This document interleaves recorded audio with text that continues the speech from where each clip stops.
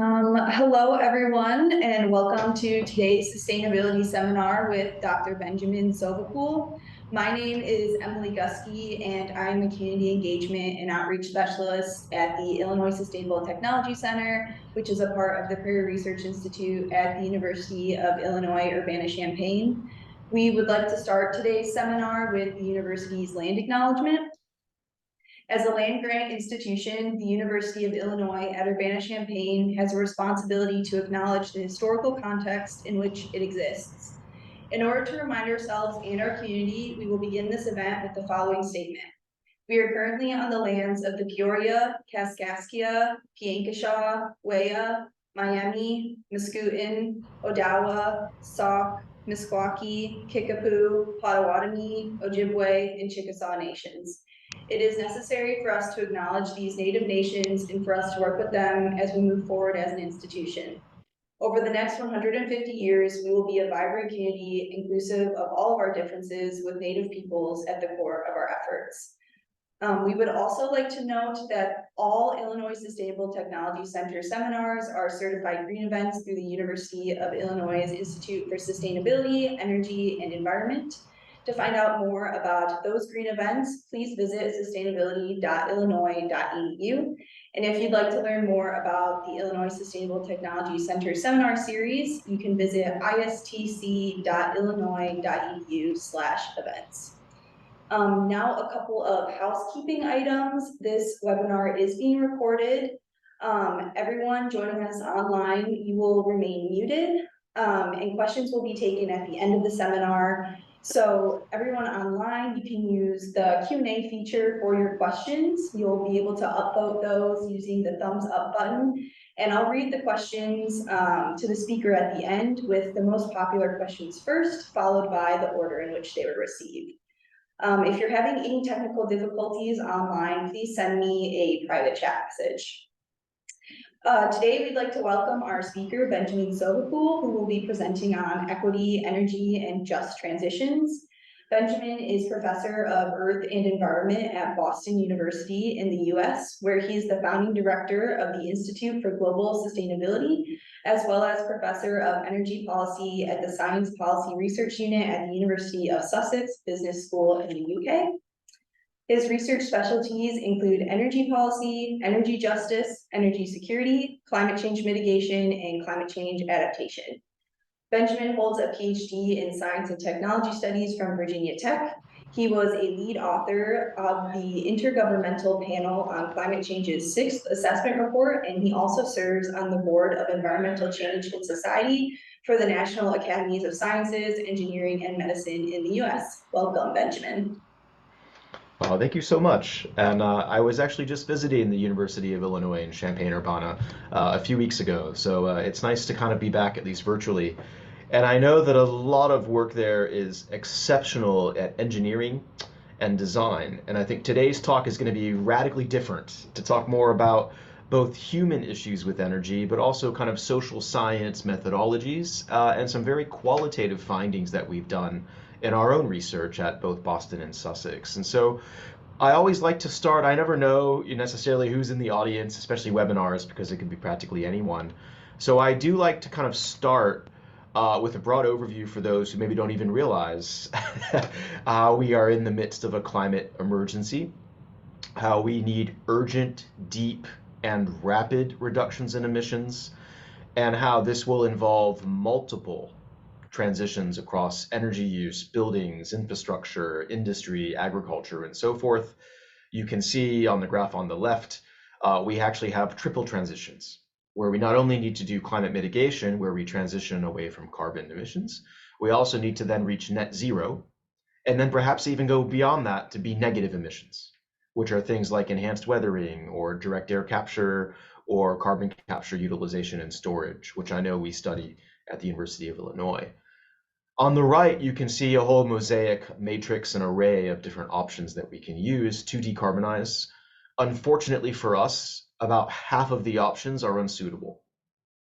Some options are simply bad for the environment: incandescent light bulbs, conventional cars, traditional oil and gas networks. These things, land practices that contribute to deforestation, These are kind of typical use, and these are the things we need to phase out of. And you also have, at the extreme other end, these frontier technologies, these breakthrough technologies, like fusion, which could revolutionize how we do energy mid-century, but they're too far away, right? If we have 5 years to reach our carbon targets, and if we have a carbon budget, as the IEA is telling us and the IPCC is telling us, that demands we have to cut emissions now, we can't wait 5, 10, or 15 years for these other options to become available. So that does kind of mean that we only have this upper right quadrant of what's suitable for low carbon transitions. But even in that quadrant, we have hundreds of different technologies that we need to help create a low carbon economy.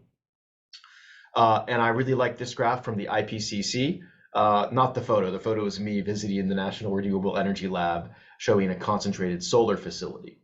But I like this graph from the IPCC because it really summarizes the whole report on mitigation in one graph. And it shows you the dozens of options that we have to help fight climate change across energy, land use, buildings, transport, industry, and even others. But these options aren't equal. But I like how the graph shows how the biggest bars are the ones that have the most potential for actually contributing to gigatons emissions reductions. Sometimes people call these stabilization wedges. And you can see it's things like wind energy, solar energy, conversion of forests, and fuel switching for industry.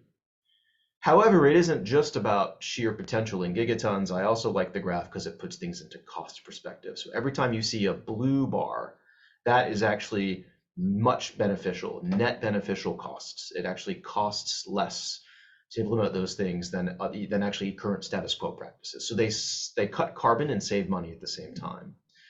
And there you can also see a whole array of options that are blue: wind, solar, methane capture, light duty vehicle improvements, aviation fuel efficiency, solid waste, reducing F gases, and so forth. So again, what both graphs are meant to imply, dozens and dozens of different options are available today in 2023 to fight climate change.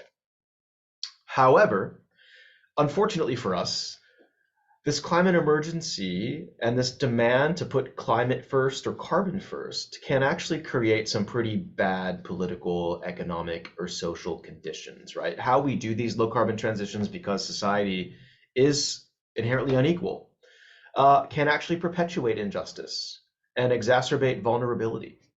And we've done some work that's tried to create theories of how these vulnerabilities happen. I have a framework, for lack of a better term, it's called the 4Es.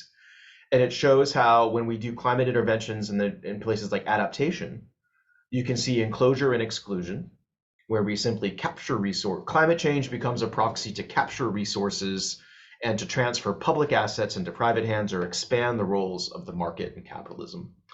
Or we can exclude marginalized groups, or we can encroach on other environmentally sensitive areas, water, land, air, or we can entrench worsening vulnerabilities across gender, race, class, and space.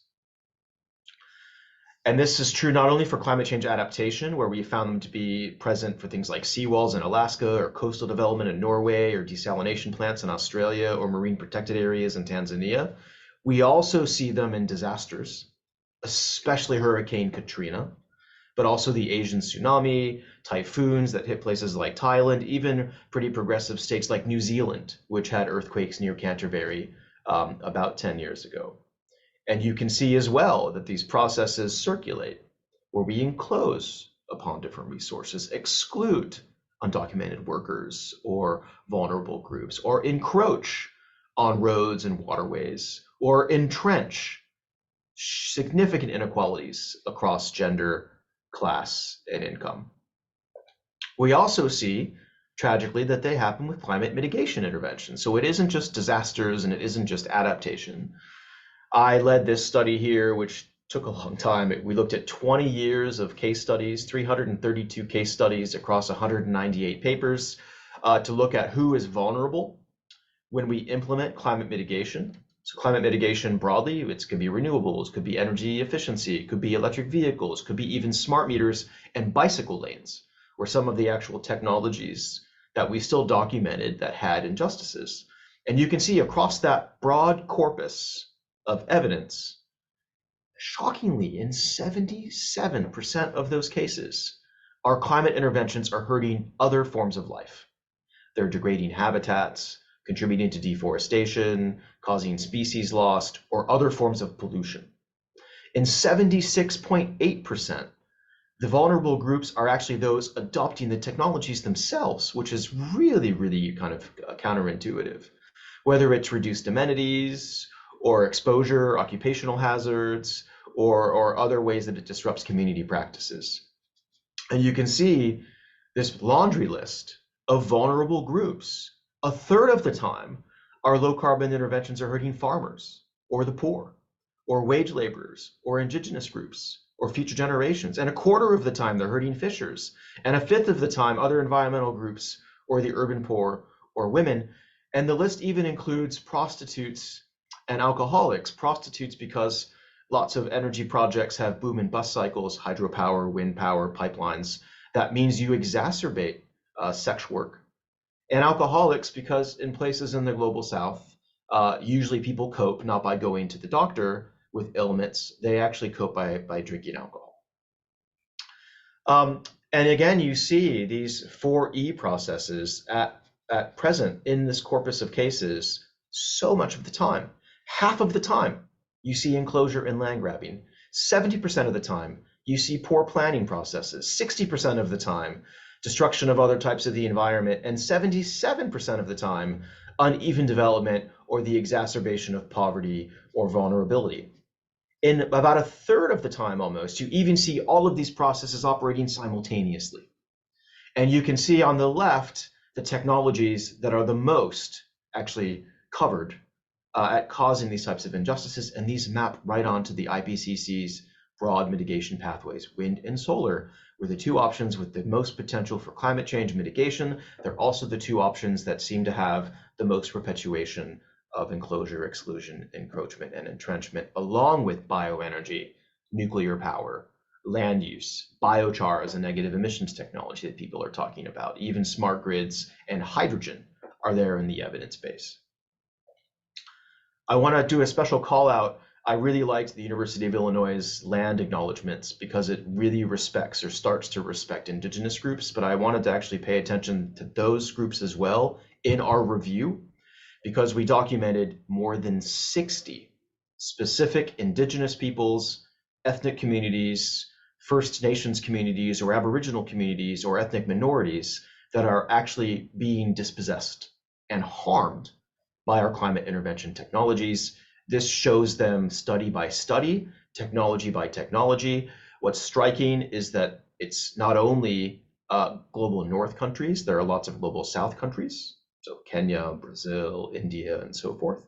And also that some communities are at risk from multiple technologies. It isn't just wind energy or smart grids, it's a whole array of things that are threatening their livelihoods. Those of you that are quick at math would say, he said more than 60, I don't see more than 60. That's because this table is so big, it has to fit on 3 slides. Whether it's talking about how wind energy dispossesses Sami populations in Sweden, or how solar energy is hurting Navajo Nation in the United States, or the Zapotec community in Mexico, all the way to the exclusion of kind of rural and Scottish communities for smart meters in Scotland, or ethnic discrimination for e-waste in Ghana, or actually the hydropower's disruption of people in Tapajos River Valley. So again, dozens and dozens of extremely vulnerable indigenous groups are under threat for how we are pursuing climate action. To put this even further into context, a very recent study of ours published in Nature Communications just in December, so it's just a few months ago, where we looked at dual phase out. So we said, okay, as we decarbonize, we're going to have to disrupt populations, mostly around mining, especially around the phase out of coal. And my colleagues in Australia developed a great concept of a mine town system that kind of puts a bubble around mining communities. So the first thing we found is that as we phase out of coal, there will be disruptions on populations. So we estimate that the complete phase out of coal will negatively impact 33.5 million people. That's bad. However, and more worryingly, we found the phase in of energy transition metals, so lithium, cobalt, rare earths, and other things that we need for wind, solar, fuel cells, carbon capture, nuclear power, electric vehicles, and so forth. Those energy transition metals, the mining for them will actually dispossess 115 million. So the phase out of coal will be only a third as disruptive as the phase in of our resource inventories for low carbon minerals. And while graph B shows you the phase out of coal will affect countries like the UK and Poland and South Africa, the phase in of energy transition metals is a whole other list of countries. So it reconfigures the spatial impacts of decarbonization for countries like Argentina, Brazil, Peru, Russia, and Chile.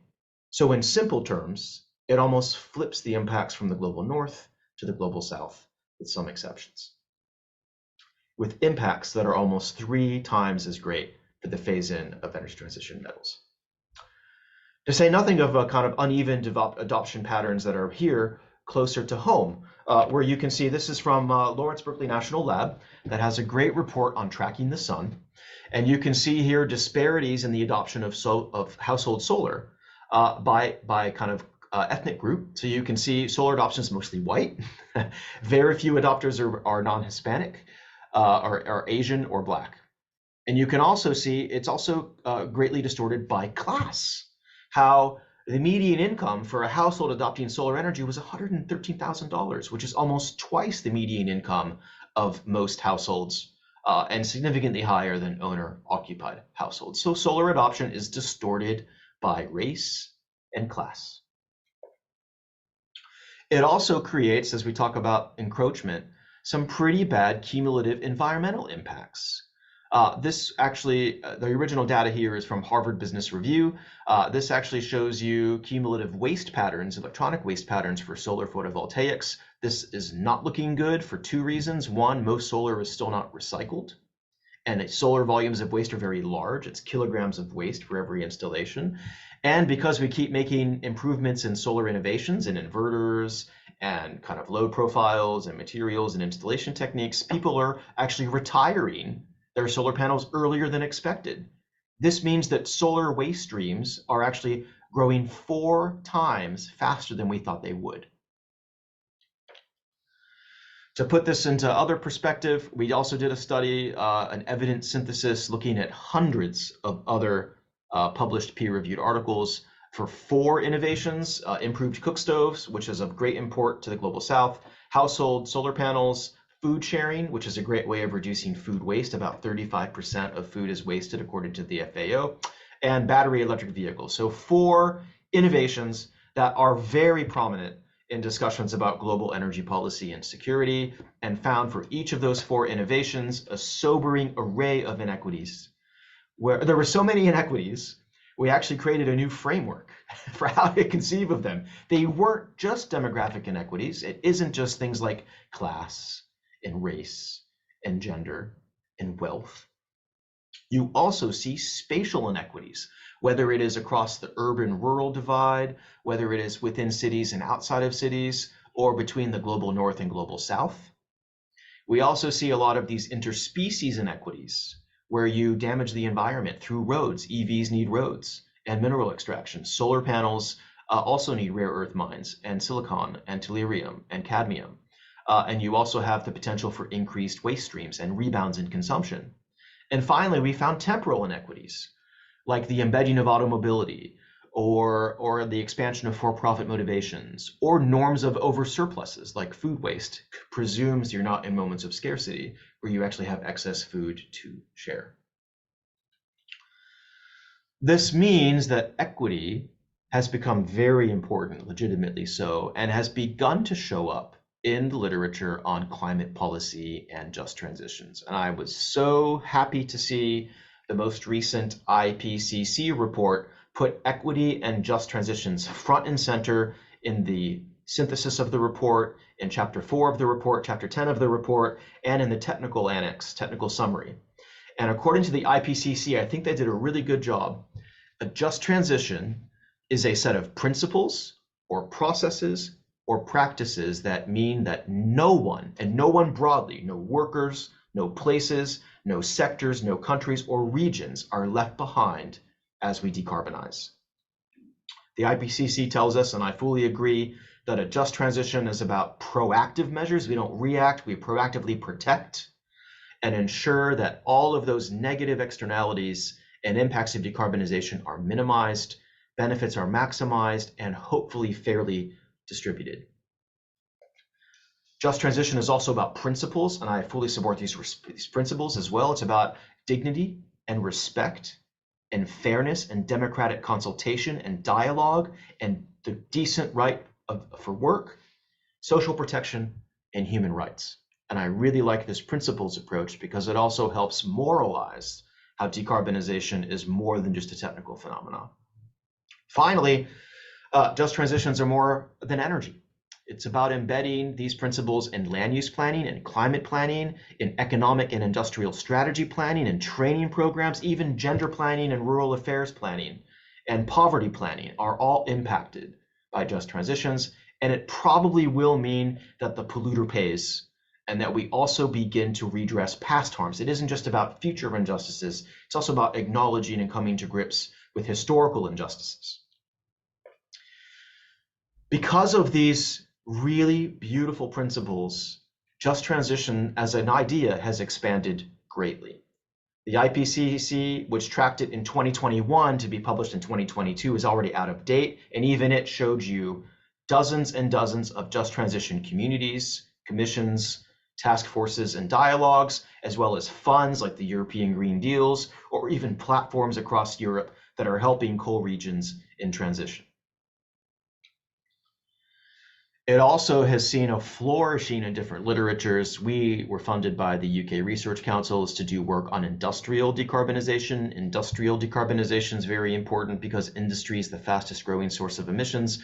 And when you actually account for energy use, electricity use, and heat use in industry, it's now the biggest single source of emissions. So industry is a bigger source of emissions than buildings, than energy, than forestry, and land use. So we were trying to grapple with what does a just transition mean for industry, and we mapped different perspectives in a very exhaustive review that my colleague Paul Upham led, where it cuts across the energy and environmental justice communities, the sustainability transitions communities, and the energy democracy communities. And all of them are kind of broadening that a just transition could even go into rethinking capitalism and the growth imperative. It could be about spatial justice and reconfiguring power relations and dynamics. It can be about new institutions and institutional behavior, even new heuristics and tools for how we think of justice, as well as how we think about sense of place and resistance. And that also means that just transitions correspond a lot to energy justice. I know a lot of these terms, may sound similar, although they are still distinct. So what is energy justice? It's not the same as climate justice or environmental justice to us. Energy justice is also about the costs of energy and how fairly they're disseminated. It's about the benefits of energy systems, including who owns them and how fairly people can access them. Are they affordable? Are they accessible? It's about the fair procedures in place, due process, procedural governance, free, prior, informed consent. And lastly, it's about recognition and having special respect for vulnerable groups, whether it is the homeless or refugees, or those with disabilities, or the chronically poor, or a whole other array, children, the elderly, and so forth. That makes energy justice, if you would like a kind term, interstitial and holistic. If you want an unkind term, messy and fuzzy, because it's trying to sit in between discussions about sustainability, availability, security, poverty, and accessibility. And it's also very interdisciplinary, and that it's drawing from energy law, jurisprudence, and policy studies, but also environmental sciences, the political sciences, economic sciences, behavioral economics, and so forth. So it is by, I guess, design, a very multidimensional framework. I quite like my colleague Noel Healy, Jenny Stevens, and Stephanie Malin, who created a really nice framework that looks at multi-scalar injustices. They called these embodied energy injustices. So their critique here when they looked at coal was that too much of our attention is the coal-fired power plant. That's where we do our permitting, that's where we do our licensing, it's where maybe we have the environmental impact assessment or the social environmental impact assessment. But in looking at that source of coal combustion, we miss all the other sacrifice zones across coal's life cycle, from coal extraction to coal processing to transportation and disposal, which do also involve hidden violence, enforceable displacement, and the loss of ecosystem services, and the disruption of livelihoods, and the generation of fly ash and hazardous waste. So we were really inspired by Noel Healy's study and wanted to go a step further and said, okay, there's 50 years of work that we know the externalities of coal and oil and gas. What about pro-climate interventions? What about things like nuclear power or EVs or solar energy or smart meters? So we embarked on a study that took those 4 transitions: nuclear power in France, solar energy in Germany, battery electric vehicles in Norway, and smart meters for electricity and gas in Great Britain. This gives you 2 supply side transitions: nuclear, solar; 2 demand side, EVs and smart meters. Gives you 4 different time periods, and it gives you 4 very big energy transitions. The French nuclear rollout is massive. 76% of electricity in France still comes from nuclear power, and they are the largest exporter of nuclear power in the world. Germany is the per capita world leader in household solar energy, gigawatts of installed capacity over the past 20 years. Norway is the undisputed king of EVs. 72% of new car sales in Norway are battery electric vehicles, and their per capita uptake rate is 50 times higher than the second market leader, which is China. And smart meters in Great Britain have been called the infrastructural challenge of this generation. They will install 56 million meters by the end of 2024. So 4 very big, well-known transitions, some of which are even templates for how we tell other countries to decarbonize. So we wanted to know, for these 4 really influential transitions, what are the injustices? Who's losing? And we embarked on a really nice mixed methods qualitative research design where we did expert interviews. And again, expert interviews were with some of the most influential stakeholders. So we were delighted that the Atomic Energy Commission of France and EDF, who are basically the architects of the French nuclear program, spoke to us. So did the Ministry of Energy in Germany, and the Ministry of Transport in Norway, and the Department for Energy and Industrial Strategy in the UK, and Smart Energy GB, who is the government voice of the rollout. So we had unprecedented access to a phenomenal set of experts when we asked these questions about injustices. However, as you may intuit, justice is about more than expert opinions. So we didn't want to have only elites contribute to our study. So we counterbalanced our interviews, which were also mostly in the capital cities of Paris, Berlin, Oslo, and London, with focus groups in non-capital areas: Lewis, Colmar, Freiburg, and Stavanger, where we actually asked ordinary people, grandmothers, students, homeowners, what they thought to help counterbalance the expert knowledge.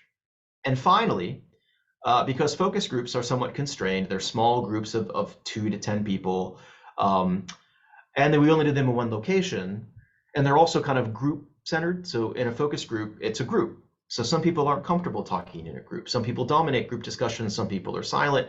We wanted a third method that people were comfortable with, and a third method that was more accessible to people, ordinary people, in each of our 4 places. So we repeated our interview methodology on internet forums.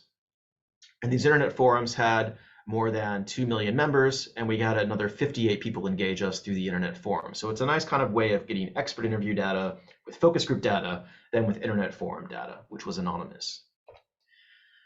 And how many injustices did we find? We didn't know when we would start. Obviously, we found 5. You can see 5 here. And this shows you for French nuclear power, the injustices ordered by how frequently they come up, and how often they come up across the different forms of data collection. RI is research interview, FG is focus group, IF is internet forum. So it gives you a sense for whether something came up all the time across all 3 forms of data collection, or if it came up once, 1 time in an internet forum. And we have these nice tables in our research that gives you a full list of the injustices by country and by number. And if I was with you there in person, in Illinois or elsewhere, I would now ask people to raise their hands and guess how many did we find, but I'll jump to the answer. We found 120. We were blown away that these 4 low carbon transitions had 120 distinct energy injustices. These were dominated by distributive injustices, but they also, worryingly, were followed by recognitional injustices, which was a placeholder for vulnerable groups. Also, they were almost evenly distributed.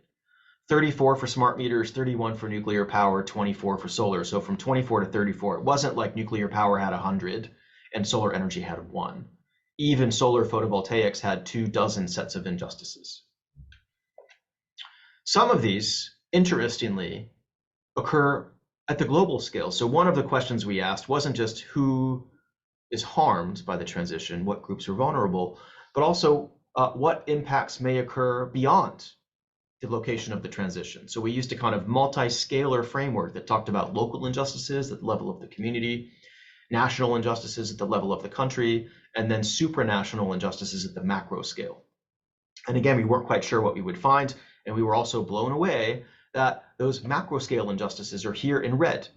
So these 4 European transitions have a blood red cascading number of impacts around the world, whether it is interference with the viability of tar sands in Canada, or the depression of coal exports from the United States, to polluting lithium mines in South America, or Congolese cobalt mines in sub-Saharan Africa, to interference with LNG exports from Australia, wage labor, forced labor in Chinese supply chains for solar manufacturing, dirty cars leaving Norway to go to Poland and Russia, or even things like the interference of Gazprom's oil and gas profits. So it really underscores how there's no such thing as a national transition when you start to try to trace where qualitative injustices go. That also leads us, though, to a hopefully more positive aspect of our research, which is how do we make these transitions more just? We were very careful in our research to say we don't think that these injustices are reasons to reject the transitions. They're just reasons to make the transitions more equitable and just, to account for those injustices. So one of the questions we asked, as well our respondents, how can you make policy changes to help improve justice outcomes within the transitions? And this shows you the N refers to number of interviews. So anytime you see more than 10 interviews, it's pretty frequent.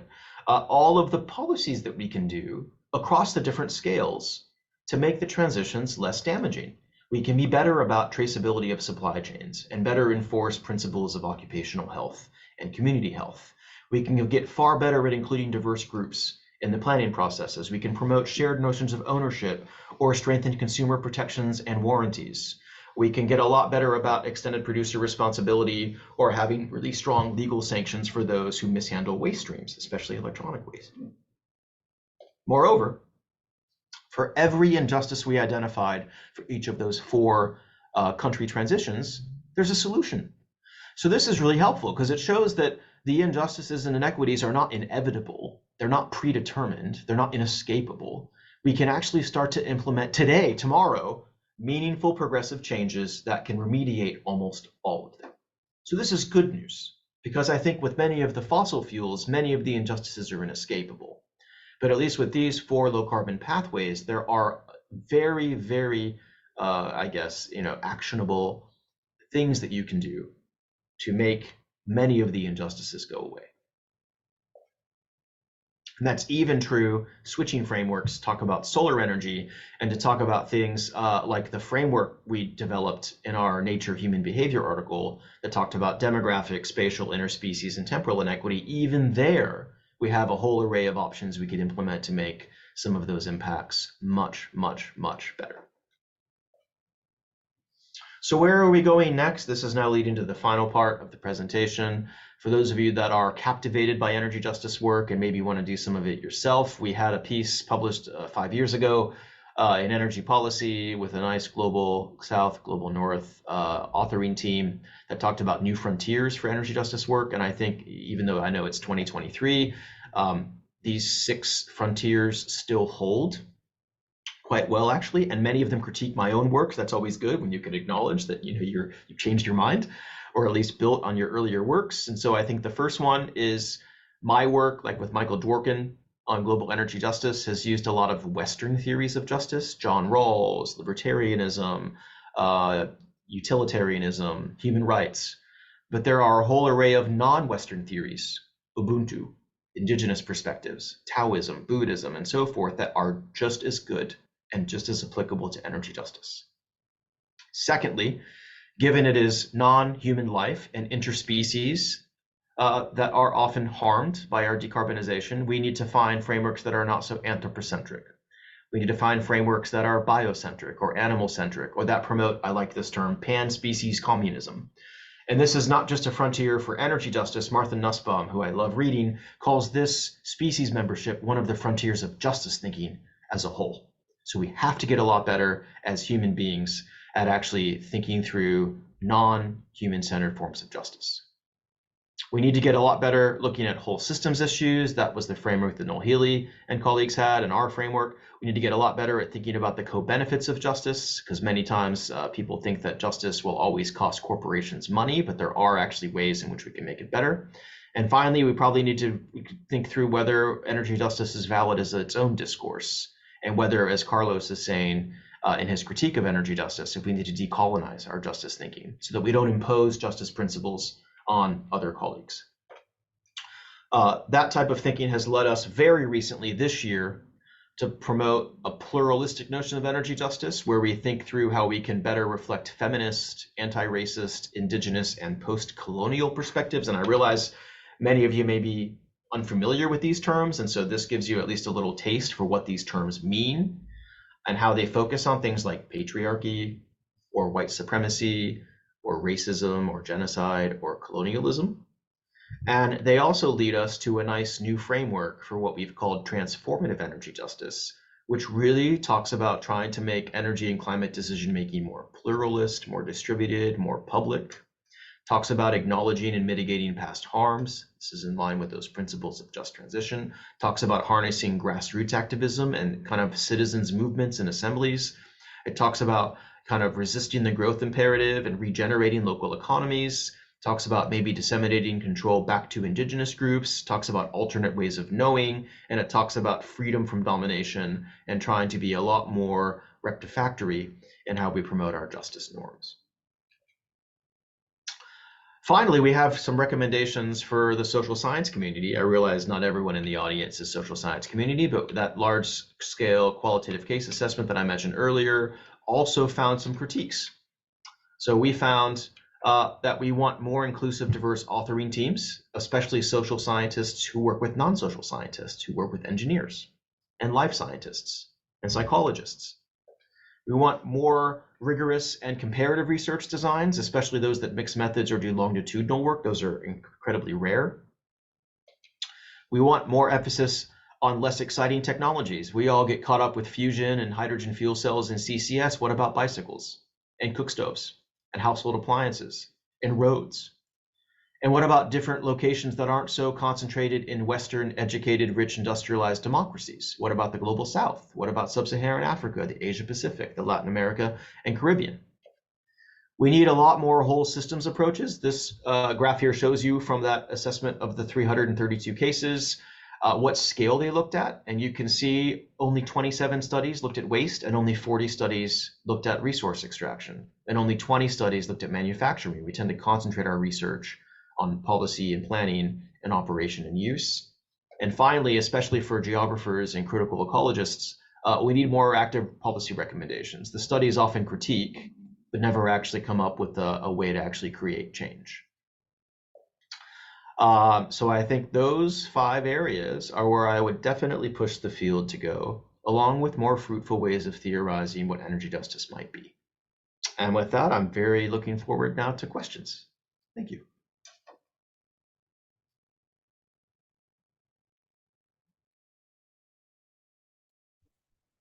Thank you, Benjamin, for that great presentation. And we do have some questions here in the chat, so I'll start with the first one.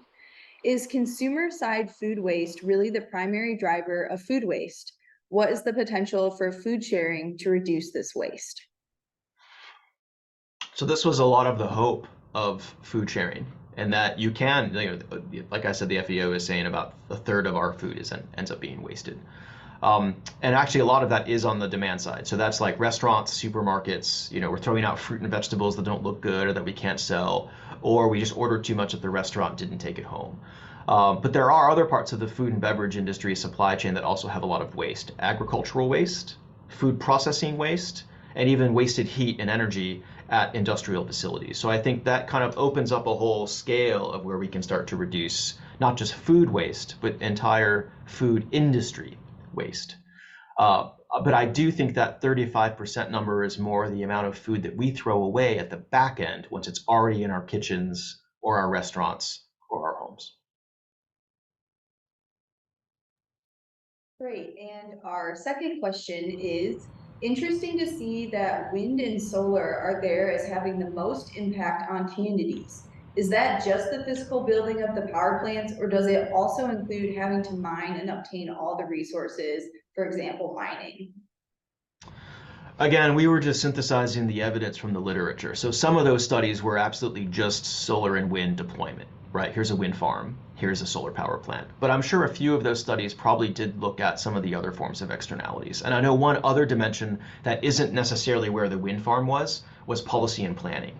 So a lot of critiques there. So they may be critiquing DC or New York State or Brazil, even if the wind farm was only deployed in the Amazon or in, say, Virginia or other places. And so that could also be a multi-scalar justice impacts. But I think it's hard to read that evidence because it in part could say that wind and solar have the most impacts, but it could also be they're just the most studied of the two low carbon interventions. So it's just how much they featured in the 20 years of research. So that could also mean that we need a lot more research on the other areas that were less covered: hydrogen, CCS, nuclear, and so forth. Okay, and the next question is, appreciate this talk and your work generally. Can you say a bit about where you see education's role in promoting just transitions?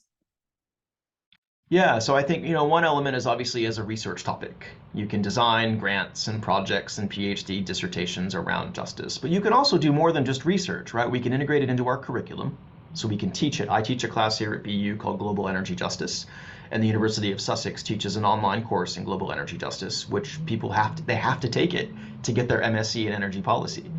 Um, and then we have other things universities can do as well. We can patent new technologies that perhaps are more responsibly designed to have less waste, to last longer, to be easier to operate by communities.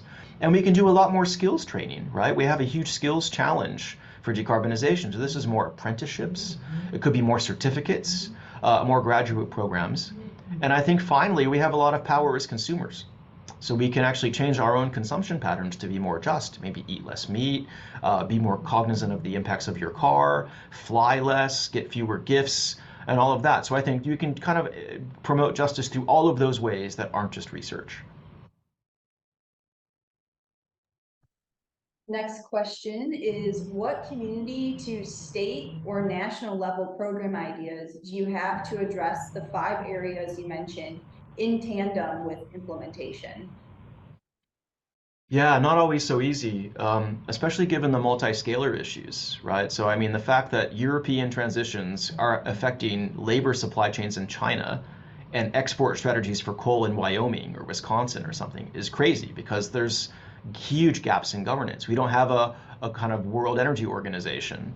And the UN, as we all know, is pretty much weak and ineffectual with its Security Council. So we have no global energy governor. We have no global energy governance system that works very well. And a lot of these recommendations split across different actors. Some are for government, some are for corporations, some are for households, some are for firms, some are for, actual cooperatives and groups of miners themselves. By miners, I mean artisanal miners or industrial miners. And so I think that's the kind of challenge of decarbonization is it's a multi-actor, multi-spatial problem, and the policy recommendations that may be most needed are also politically unfeasible. And the next question is, this is all very overwhelming. How do you maintain hope in the face of environmental and social justice challenges related to climate adaptation and mitigation? So some of those slides near the end about policy solutions I thought are quite telling, and that like these injustices don't have to be there. If we care about them enough and we make enough noise and maybe we legislate for change, we can actually address most of them with just sensible recommendations. Many of the injustices are unintended. which also means they're accidental, which means they weren't the desire of some policymakers. So sometimes just unveiling them and revealing them is enough to create change. And I think also, I didn't present it here, but there's a lot of hope. We have other examples like case studies of energy justice around the world where people are acting all the time to kind of achieve energy justice objectives. You saw those slides about just transitions. There are more than 50 grassroots organizations now around the world that are behind a just transition. 50, many of them led by youth members in Uganda or Sweden. And then we also have climate strikes, protests, and all of that, which give me a lot of hope that the younger generation is doing far more than I ever did. When I was that young, I was playing Nintendo. You know, and these people really care. So I think there's hope if you know where to look. And there are great examples around the world of many, many projects that have lifted people out of energy poverty. Just to name a few, the Chinese Improved Cook Stoves program changed the lives of hundreds of millions of people. England had a warm front program that almost got rid of energy poverty.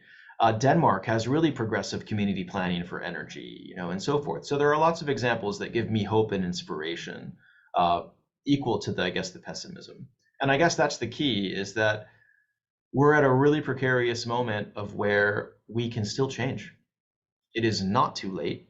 We could even make a 1.5 degree change world if we were really, really, really progressive at acting to decarbonize. And so I guess there is recognize this is a moment of choice, and recognize this is a moment of fluidity, and that the future is not yet set and it could go either way. And I genuinely believe that, or else I probably would despair. The next question is, have you looked at the opportunities or challenges from transitioning from personal transit first model in the US to stronger public transportation in the mitigation of carbon emissions? Not personally. I mean, I've done some work on ride sharing and car sharing. I do know that mixed modal transport is really important. So, I mean, I also have a professorship in the UK, and so I live near London. And London is fantastic. They have like 19 modes of transport. Like they even have like cable cars, boats, bikes, bike share, taxis, the tube, national rail, commuter rail. It goes on and on and on and on. And that means that I haven't had a car for more than a decade. And most people don't. In fact, automobile ownership is declining in the UK and many European places. So that does imply, and I live in Boston as well, which has great mass transit on the T. So when you have those networks, New York, Boston, maybe parts of California, they're great. But when you don't have them, they're so expensive to build and to operate. And we don't just want buses that are running on diesel or gasoline. So I think that's just a huge challenge of how we build new mass transit systems, whether it's rail or subways or bus networks. Maybe there's hope in micromobility. So you could have e-bikes and e-scooters. And also, I know that Finland has now been piloting mobility as a service, where you don't own a car, you pay for the mobility. So you get a number of coupons and tickets to ride the train, to do a taxi. You could even get an EV for a long distance trip if you want it. So maybe this is a new business model that we could start to apply. But I agree, it's a lot harder in places like the US that are so big and that have so many rural areas. It's partly offset with migration to cities. And if you can believe these projections from the UN, something like 90% of us will live in cities by 2050. So that may make mass transit easier. But I agree, it's in the near term going to be very disruptive to build it, even though we need it. The next question is, how do you think energy system optimization tools may be adjusted to improve energy justice considerations? What about multi-objective optimization that incorporates community preferences? Sure, that's absolutely one way to do it. Our laundry list of 120 injustices was all qualitative as well. We didn't rank them. Some of them are really severe, like the death of a child. Others are really just kind of minor, like increased traffic jams from EVs. It's like those two are treated equally. So I think getting into the kind of severity and reversibility of some of the injustices really matters. And I think recognizing, you're right, that it's almost always about competing criteria: climate, jobs, security, economy, and they often trade off. And you need those types of optimization approaches that can account for those trade-offs and get us if not the most optimal path, the least suboptimal path, right? And so I think I would love to test more quantitative work to reflect some of these energy equity metrics.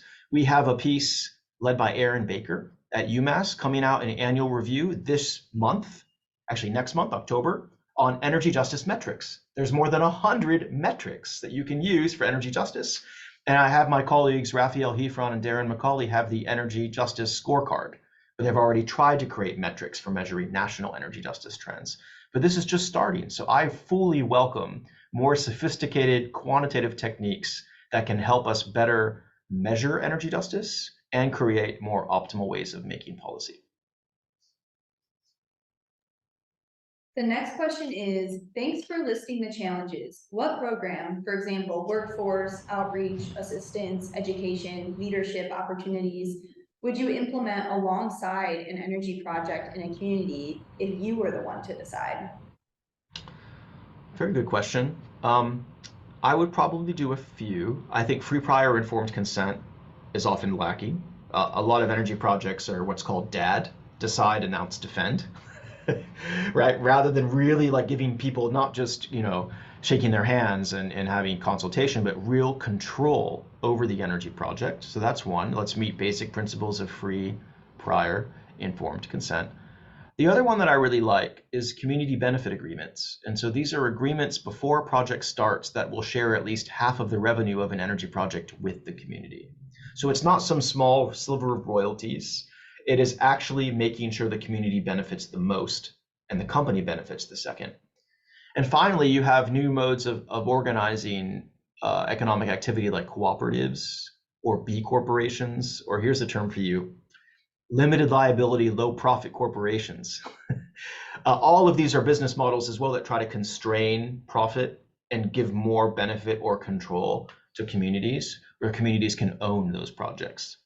So I think those would be the three things that I would like to see the most. FPIC, having community benefit agreements, and having more community ownership.